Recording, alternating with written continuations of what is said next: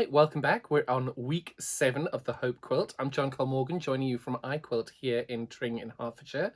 Sorry for a very short break. Had a couple of things going on and we're back. We're in week 7 and now we're stepping this up a gear. We have 45 pieces in our little block this week. 45, I know, but I've had a couple of questions from people. Do we need to make this block? I'm a bit scared by this block. That's absolutely fine. Just cut a 10.5 piece of plain background fabric and put it in. You don't need to stress. This is a quilt. This is meant to be fun. If you're not enjoying the process for these but more complicated blocks, that's fine. Don't make them. Make a smaller star. Make a different block. Just put a piece of empty fabric in. All of it will work. With these, there's no scrappy designs. I would take the sides the same color. I'd keep it the same way. So if you wanted to do scrappy, that would be amazing. But there's no real rules on it. And let me show you how you make it.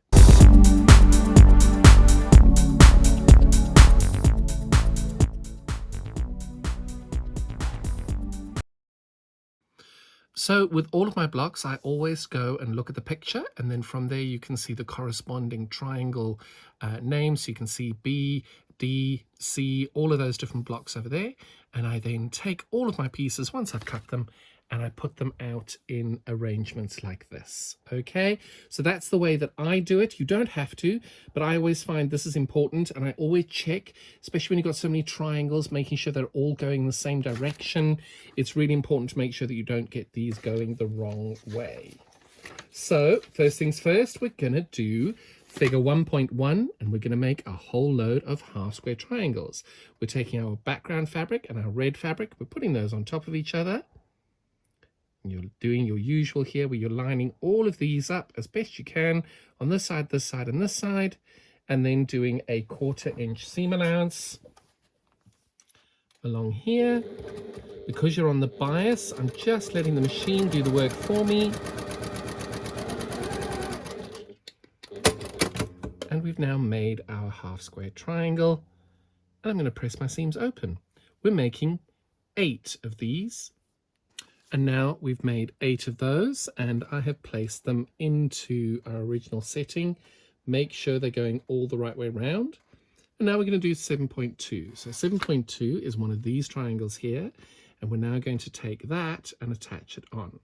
Now, the question I get asked very often is, how do I line the small triangle up with the large triangle? And the easiest way to remember it is you're taking the long side of your small triangle, and you're putting it on the short side of your bigger triangle, and you're lining up here. So that's that line here, and this line here is where you're lining it up. And when you turn it over, you're going to have a 1/4 inch little bit hanging over the edge. Okay, we're going to make 4 of these.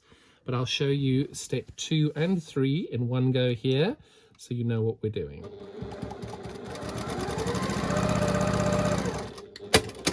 So I've sewn that line along here, and the tip is, if you can see that your stitch line has hit that point where the fabrics join, you've nailed it. And again, I'm going to press my seams open at this point, and I press my seams open. So that is going to be what we call 7.2. And then I'm going to take this one, and just like before, I'm going to line the long end of my short triangle, a smaller triangle, to the short side of my larger triangle. So I'm just maneuvering it to get it right. When you do this, you won't have a camera there trying to get everything all lined up perfectly. So you're lining this one up and that one up, and again, you'll have a little 1/4 inch hanging off the edge. And just as usual, 1/4 inch seam down the side.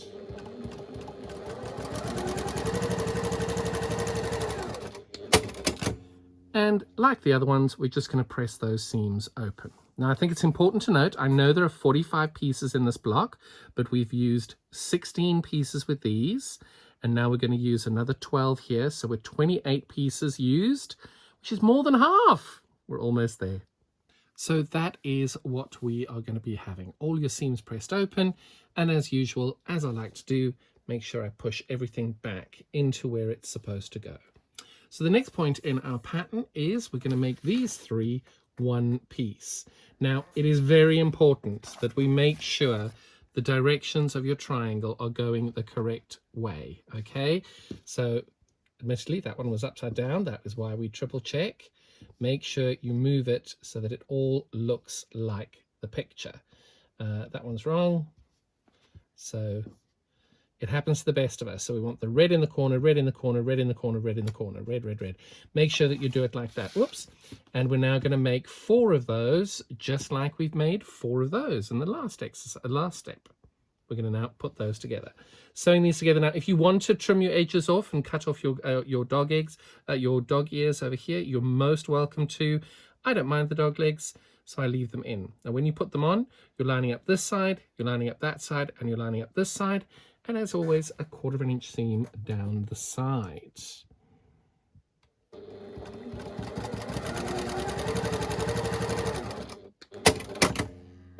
Okay, and I always put it back, check it to the picture, and you can see there, we're putting those back like that. You don't need to check back to the picture every time, but everybody who does quilting knows unpicking can be really annoying, so I just like to make sure that I'm avoiding that task if I can. And that is what we're going to be making. We're going to be making 4 of these, and when you do it, just press these seams open. Now, if you do want to trim your dog ears, dog legs, whatever you want to call them off, I think it's important that I show you how to do that. And what we're doing, the best way of doing it is having your ruler lined up here. If you have got a 45-degree line on your ruler, sorry, I'm just noticing now I have got one on here. Line your 45-degree line up along here, and then make sure you give the whole thing a trim, keeping in line with your stitch line there on the 45-degree, and then you rotate that around like that.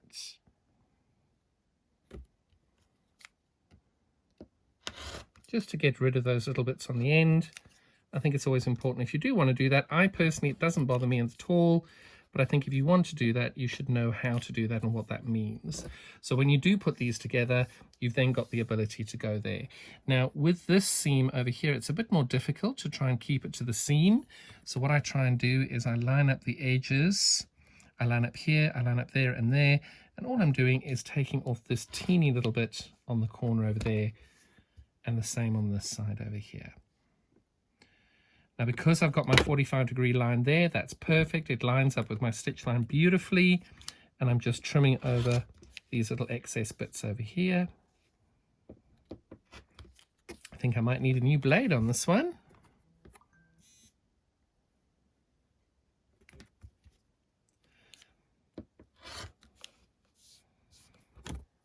And then the last little dog leg at the top up here, or dog ear, whatever you want to call them. Just get rid of those. And then when you're putting these together, it does make it a little easier when you're putting them together because you don't have those little flappy bits on the side. Just like before, we're making sure we're putting a 1/4 inch seam down the edge.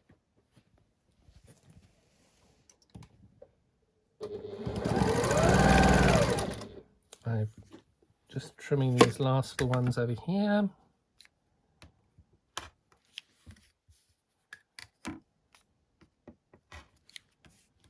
And remember, you don't need to do this, but you can if you want to.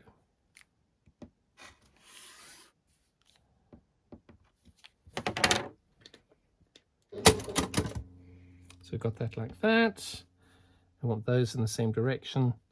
So we put those, line it up perfectly, and away we go.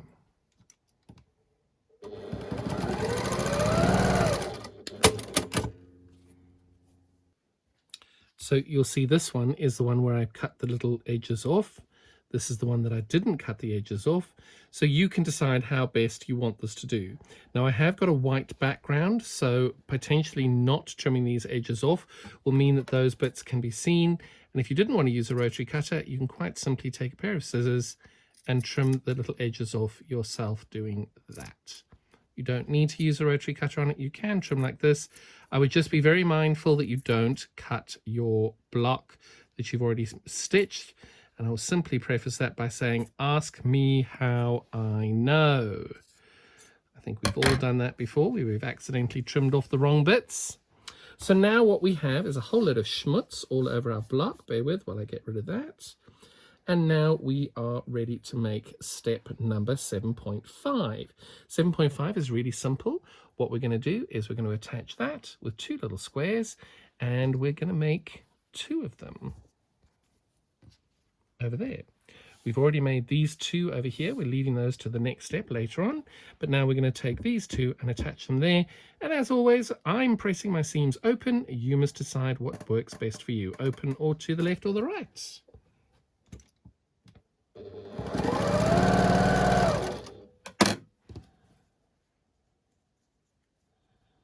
Now you can't deny we've used a lot of pieces. We're doing really well getting these all together now.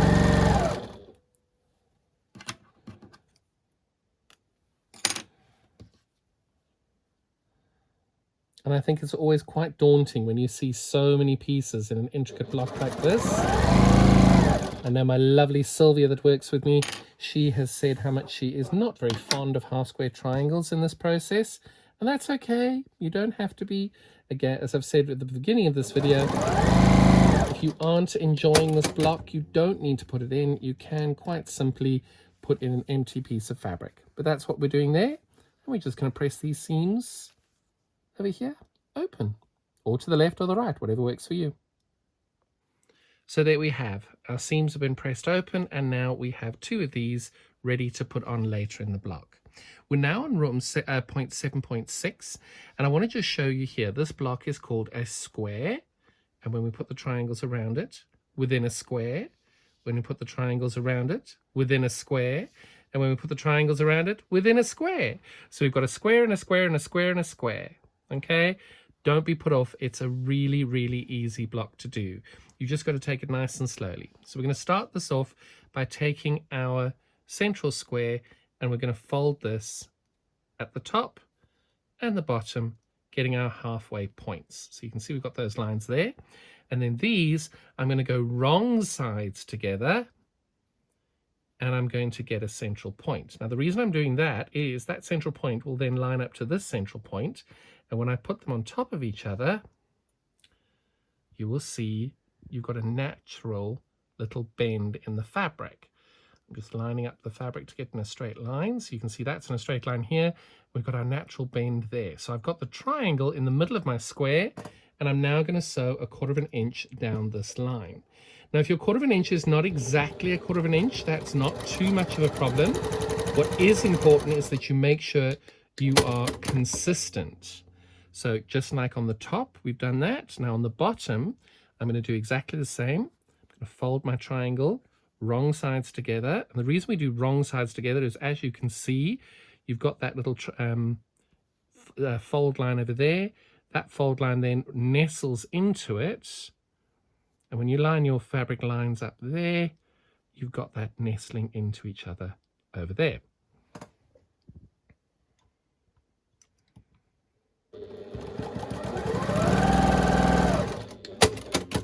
And I think you know what I'm going to do now. I'm going to press my seams open. So that makes 7.6. And you can see I press my seams open.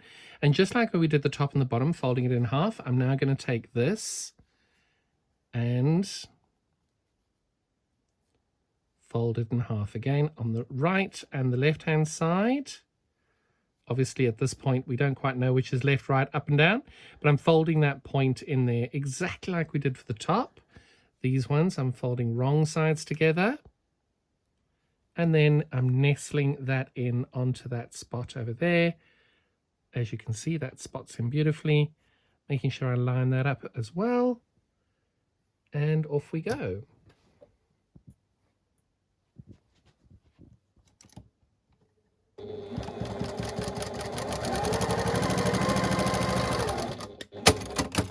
And just like before, wrong sides together, get our halfway mark. We've already done this side.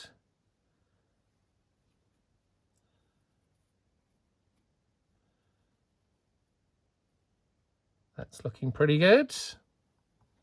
And 1/4 inch down the side.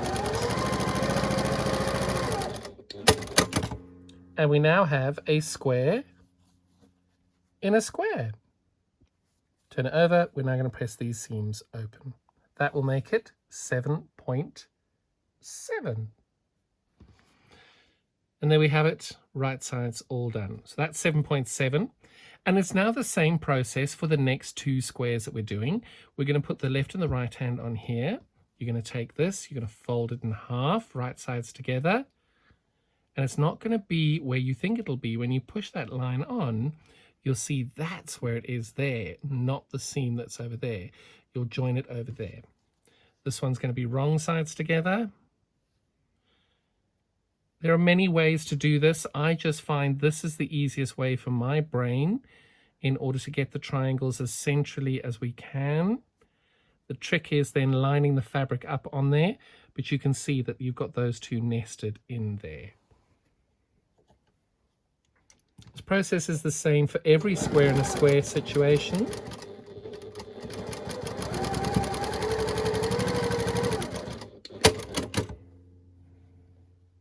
Oh, just missed my point over there. I should have explained that what you're wanting to do over here is to make sure that your thread doesn't quite go on the opposite side. So what I'll do is the next one, I'll show you what I mean by that. So again, half and half, wrong side to wrong side. I line that up, but this time I'm going to put this triangle on the bottom, and I'll show you what I need to mean. We're going to have to get really up close and personal here. And what I'm doing is I'm lining up my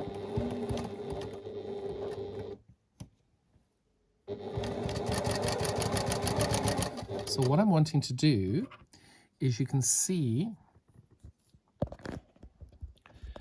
where this needle comes through now, I'm trying to get it on this side of the blue mark over there. So annoyingly, I should have trimmed my dog ears, which I'm just going to do now to make life a little easier.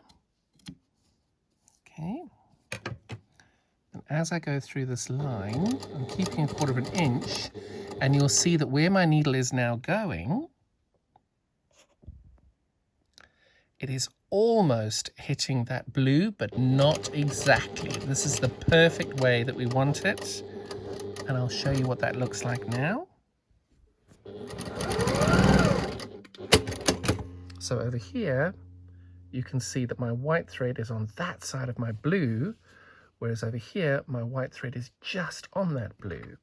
Now, to be a perfectionist in this situation, I'm going to unpick 2 or 3 stitches just before that, and 2 or 3 stitches just after that, because that means we can then make sure we try and get as perfect a point as we possibly can. That's an easy way of doing it. You can see I've not pressed anything. I've just taken it nice and slowly. And it was such a teeny tiny movement, but you can see now the thread is on that side of it. So my seam is not completely straight, but when I fold this open, you can tell I've got that perfect point over here, and that perfect point over there. That is ideally what we're looking for when we do a square in a square. So over there you can see those points are now perfect, and we're ready to put the other 2 triangles on this side and this side. Just as we've done now multiple times, you know the routine. Right sides together, and then wrong sides together. And we line that up. And we are ready to stitch down that line. Now, if you have got to the point where you haven't actually hit any of your points and you are a little bit out, I want you to remember that quilting is meant to be fun. There are no quilt police living in your home. You do not need to adhere to any rules that anybody has created outside of yourself. This is your hobby. This is meant to be fun. You're meant to be enjoying yourself. And if you do hit the point, fantastic. And if you don't, you're still a fabulous quilter. You're still making beautiful things, and everybody is going to love it, irrespective of your points.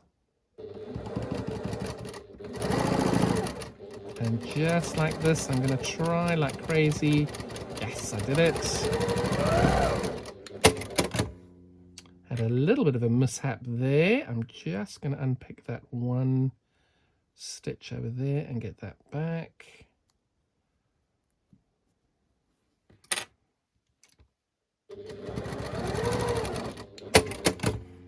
And boom, look at that point. That is perfect. That's exactly what we're looking for. Just like before, pressing these open. So there we are. We've pressed all our seams open, and we're going to do exactly the same thing again, putting our square in a square here. As always, folding right sides together, getting our nice little point, wrong sides together, and lining those up. Now, as you can tell, there's not really a straight line. So what I'm going to do is I'm going to split the difference, or I'm actually just going to take my ruler and I'm going to square this up now. Alrighty, so I'm squaring this to just on 5 inches. 5 inches is the size we're going to square this to, but the tip is we're wanting to make sure we're 1/4 of an inch past our points. That's the key. It's not the size, it's 1/4 of an inch, because if your block is ever so slightly bigger, that's okay. We just want to make sure that we're getting those points. It is totally normal for your block to be a little bit distorted at this time. If it isn't and you've done it perfectly, well done. That's awesome. As you can tell on mine, I'm not perfect and it hasn't worked. And I am a little bit out and I'm still a fabulous quilter and I'm still thoroughly enjoying the process. And we're going to do our best to get some points. And if we don't get it right, that's okay too. This is all meant to be fun. Okay. So I've already started the process by pressing these and getting my halfway mark there. Doing it again. We've done this one, wrong sides together. Lining those two up. And now I'm stitching down that side.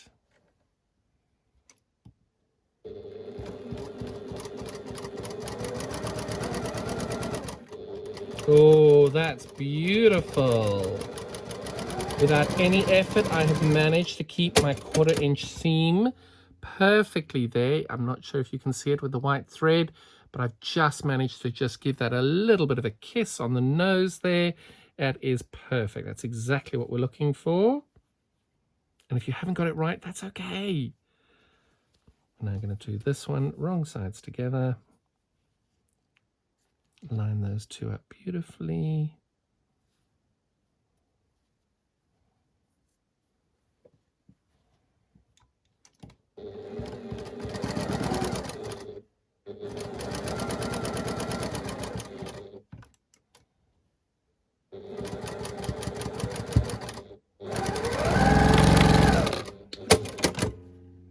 Perfect. We've managed to do that. And look at that, a perfect little point. I've neglected the pattern so far, so now we're already at 7.10 and we're about to do 7.11. That's 7.10, and then when we put those on, it's 7.11. By now you're bored of me saying, what am I doing? Right sides together, you fold in half. I'm saving a bit of time, and I'm going to fold both sides at the same time.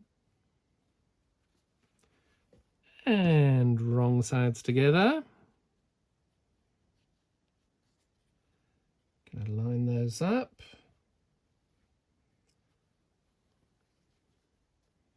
Perfect.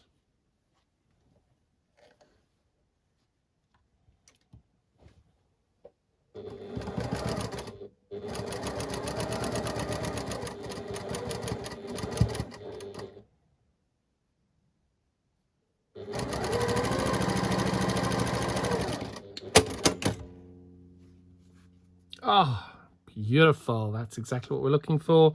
And then last but not least, you know what I'm doing. Wrong side, line up, line up.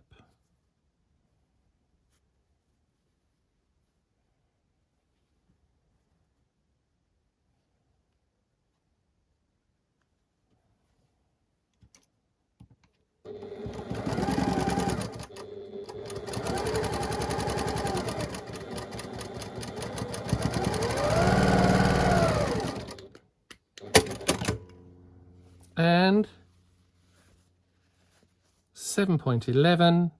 That is absolutely perfect. Look at those points there. So that's how I do my square and a square and a square and a square. Let me see the pics of what you do. So now we only have 5 pieces left to put together. We've got this to go to there, that to go to there, which will give us 7.12. So let's do that now. Now the tip is you can see if you've got everything lined up. Now this one, you can see if I give it a little bit of a pull on this edge over here, it works perfectly. On this one over here, I don't need to pull anything. It is the perfect size on there. So I know this one is going to be a little bit of a problem. Not problem, but it's a little bit of a situation. Now, when we do this, we need to just make note of what we're looking to hit. We want to attach, we want to get our point there, our point there, and our point there. And this point needs to meet that point over there perfectly. Now, many of you who have followed me for a while know I do not like pins. I'm not a huge pinner, but I will try this one to get this point just because, and I've stuck that right in that point over there, and I'm going to put that in that little point over there, only because I'm going to try my best to get this point perfect, okay? If I don't get it, I'm okay with that, but if I do get it, woohoo! Okay. So that is where I'm aiming to get my point at that point. And all I'm doing here is I am going to stitch along this side over here. I'm going to start off by making sure my needle goes down. I'm going to do 2 or 3 stitches and I'm holding everything there. And then I'm going to line this end up at the end and I'm going to pull taut on everything. Okay, now as I go slowly along here, I want to make sure that my needle, bear with caller, I want to make sure that my needle is going to hit this point just over here. Not sure if that's showing up. I want my needle to hit this point just over here. And you'll see that there. That's what I'm aiming to do. Whether it does or not is a different story. That's the hope. If it does, fantastic. Okay, and now you can see I've got the point where I want my pin to go there. I want my needle to hit on that. Now, I'm not a huge pin person. I'm not a huge fan of them. But what you can see now is the pin is completely under the foot. And it's at this point I pull this out. And I put the pin back where it's supposed to go. And I now pray, I think I got it there. Brilliant. So there we go. You can see I've now managed to hit that point over there.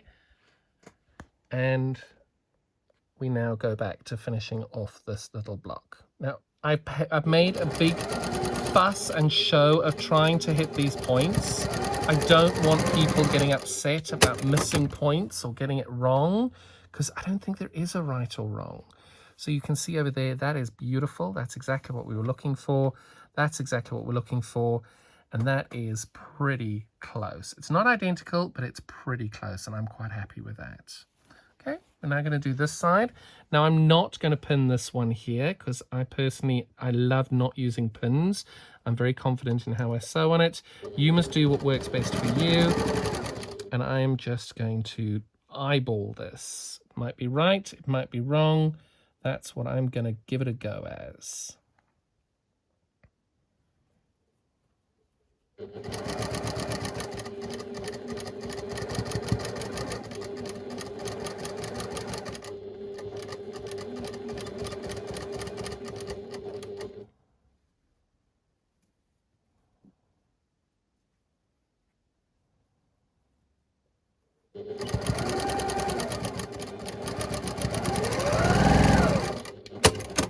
Now remember, I've been doing this for a number of years.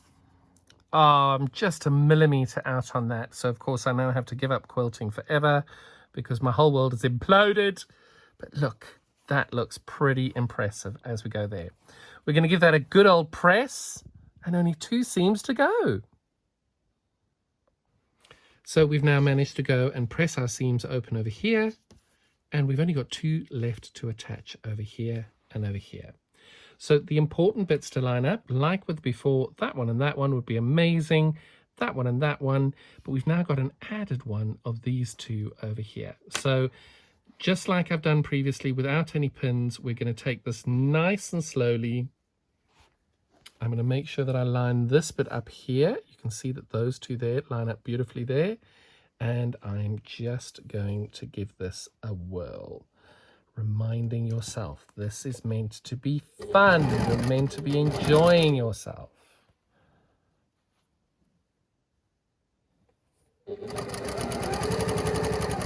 Okay.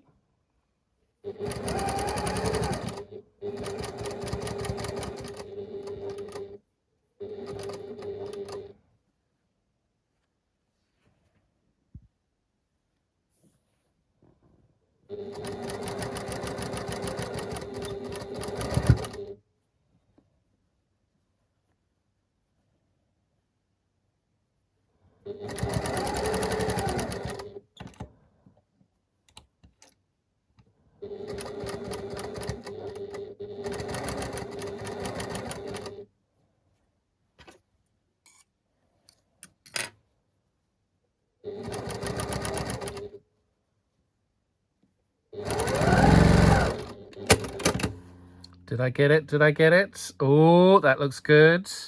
That looks good. That looks good. I'm happy with that. And we've only got one left to go. And we'll do exactly the same again over here. Now, this is one of the more complicated blocks that you can make. And you can't deny it was a little bit of a stress, a little bit of a strain, but we've done it. And it may not be perfect, and that's okay. As long as you've had fun, you've enjoyed it, and you keep improving on your skills. You're never going to get anything right the first time you try it. Which is why we keep giving it a go. And if it doesn't work, that's okay. You just keep trying. Each one will get better and better and better as you go along.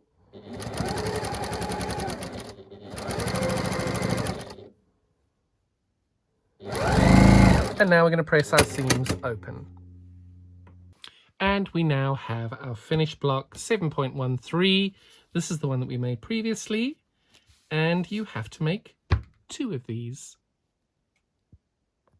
So we've now made block 7, as I mentioned in block 6. With your main square in the middle of block 6, I would make this the same color. Background's always going to be the same color. And we then keep this the same as what it was for block 6 and make this the same as that. You don't need to do that. If you're going to do scrappy, however you make it work, it goes perfectly and it'll be brilliant. Typical. So there we go. We've done block 6. You're making 2 of these. No, we're not. We're doing block 7. You'll make 2 of these. And we'll see you again next week for block 8. I hope you enjoyed this week's installment. There are going to be a few more. You may have missed a couple already. You can catch up with them all on iQuilt with John on the YouTube page, iQuilt with John. Look for the playlist, The Hope Quilt. Anything you pop on social media, I would love to see it. If you could use the hashtag, The Hope Quilt, I would be so grateful. And iQuilt, that'll be awesome. As you'll see on the screen now, you've got the links for the Facebook page if you want to interact with our recipes. You've got our Instagram page if you want to interact with our Mindful Monday live broadcast that we do every Monday. And we've also got the links then to the John and T Squared podcast, available on Audible at this link, available on Spotify at this link, and available on Apple Podcasts on this link. When in doubt, if you do want to reach me and get in touch and have a question or anything like that, drop me a line at this website now. You'll be able to see there's a contact form. You can drop me a line on our contact form. And also, just check out the website, iquilt.studio, and catch up with all the latest news. And maybe you want to subscribe to our YouTube channel. Be so grateful for all your support. Speaking of gratitude, I need to send a massive thank you out to the amazing, gorgeous Anne Davies, who's made all the samples for this quilt, prepped all the blocks, and just been an all-round awesome lady. Anne, you're a superstar. We love you. Couldn't do with this without you, and nor would we want to. Have a great day. See you next week.